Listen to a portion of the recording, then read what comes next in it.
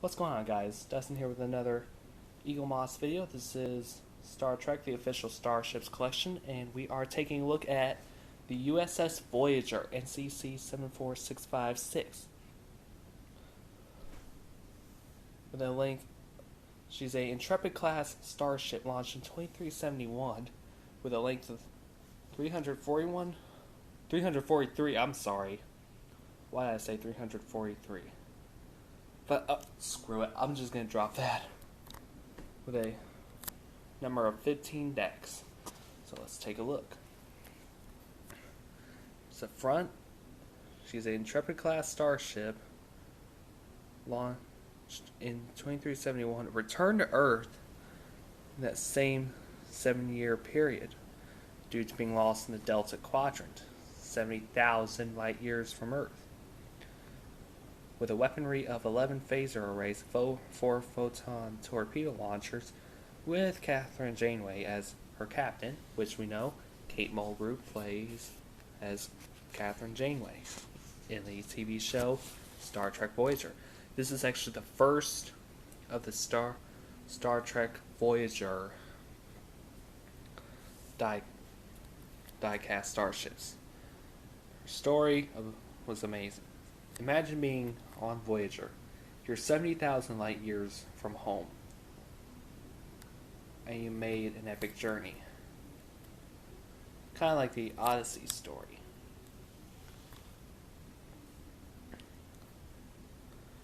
She's 1,130 feet long, mass of 1.5 million metric tons. And Voyager is much smaller than a Galaxy-class starship. She can actually maintain 9.975 as warp speed for up to 12 hours. And what you're looking at is species 8472. This is a 3-legged creature, and it's known for being dangerous than the race the Borg. They can survive vacuum space. About us humans, well, we can't. Voyager uses advanced technologies to make that 70,000 light year journey to Earth in a period of time. She used graviton catapult to cut 3 years off,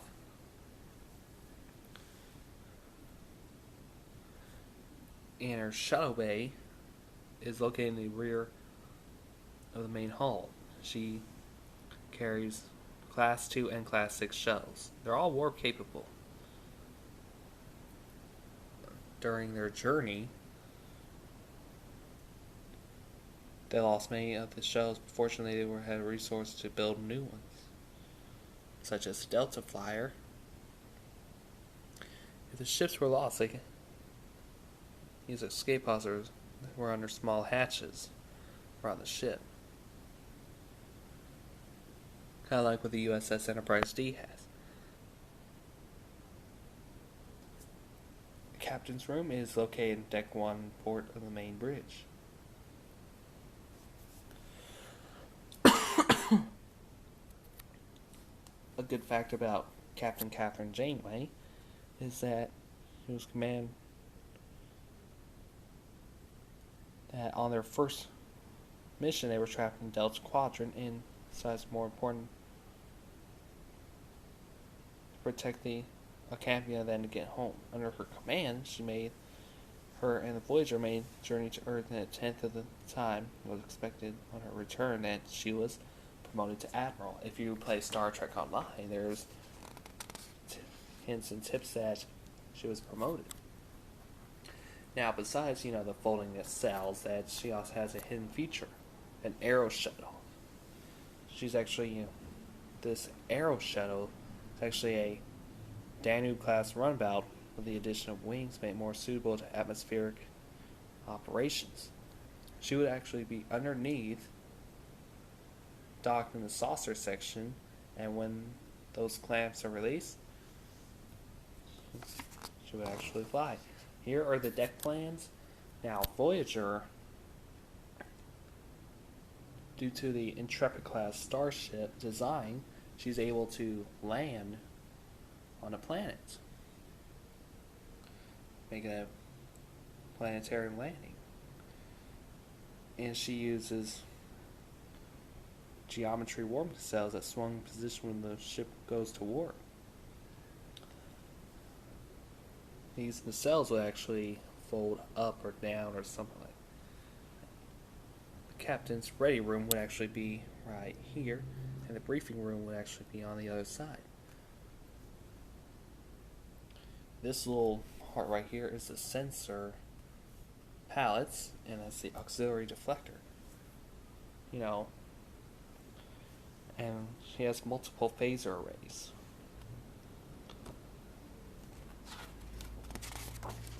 And the design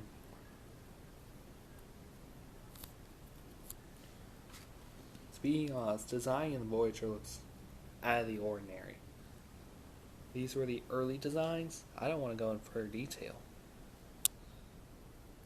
Early stages, they actually picked out a design which actually a wedge-shaped saucer section.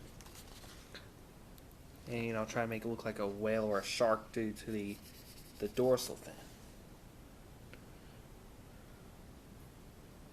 Several designs actually, includes the AWACS style pod on the top, and deployable warp field enhancers.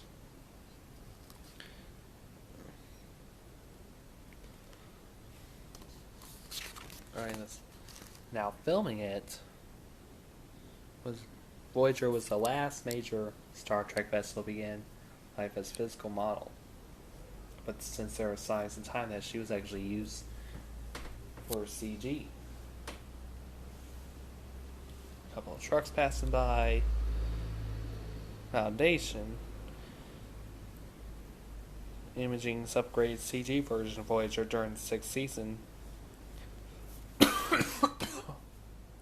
Sorry if I'm coughing. I think I'm sick, just like what I said. I believe I said, but whatever. Right, the earliest version of Santa Barbara studio models is seen in this title sequence where technology allowed to part clouds, which you may see in the intro when she passes through the clouds. Now, take a look at some of her appearances. Now, she's featured on Star Trek Voyager, and her first appearance is Caretaker. Beginning, that was a very different ship from Captain Jean-Luc Picard's. It's actually a smaller and advanced explorer. Actually lacked many of the comforts provided by the Enterprise D. Now, Year of Hell, since that she was stranded from home without access to Federation star bases, crew can only make limited repairs. And this is actually a 2-part story, and we can see how bad things could really, really get. And since that she got caught in a temporal war that waged by Kremlin, the ship suffered more and more damage. Fortunately, its final destruction puts an end to the Kremlin ship and restores history. Now, for trivia, producers always planned to make Borg into one of the series' major adversaries, but they held off during the 3rd season because the Borg were also adversaries in Star Trek First Contact.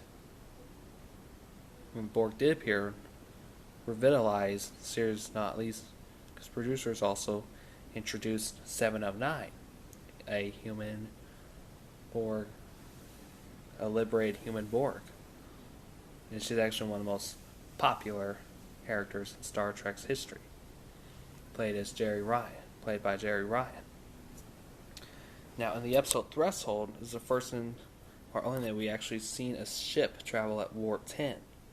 Other episodes have referred to speeds much higher than this, but we actually know there must have been usually a different warp scale equated to speeds in the high warp 9.999 range. Personally traveling warp 10 is traveling at infinite velocity, meaning that they can occupy every single point of the universe simultaneously. Tom Paris, only person we know who did this, evolved into a bizarre new life form. Now, issue number 7 is the Klingon Katinga class battle cruiser. We're going to take a look at inside, in-depth profile, which made its debut in Star Trek: The Motion Picture. And that's the back. Now, originally, you would actually, get packaging, but since I took it out, took a look at it, let's take a look at it. She's an Intrepid class starship, 15 decks, and she appears like she's a little top heavy since, all the die casting takes place up front. Actually, we can actually see some of her features. And the cells right here, basically she's in flight mode.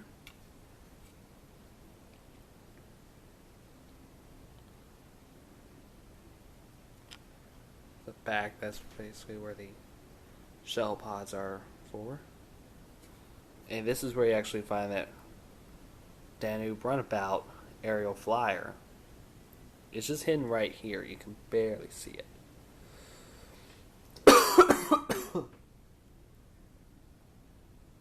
So, I like this because, much detailed.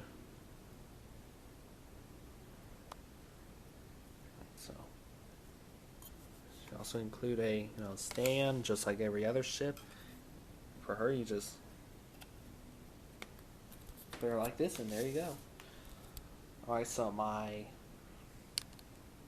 I'd say I like the Voyager. It looks cool. It doesn't lack anything. So, I like this ship. She's my favorite. So, yeah, my name is Dustin, and I will see you next time.